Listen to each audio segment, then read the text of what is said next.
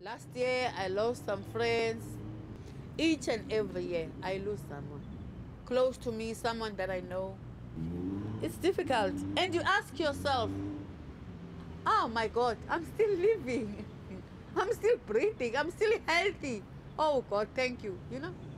You look at your life, you look at your health, you treat it so preciously that, oh my God, this is my health. It's the only one I have to look after it. And I always have to thank God that I'm still living. Because sometimes you get shocked when you hear that a celebrity, HIV positive, is dead. Like you, what? And I'm still here, you see? So I will say to all the people that are living with HIV who are still alive, have to pat themselves on their shoulders and say, we have done a lot and we are still going to do a lot about our lives.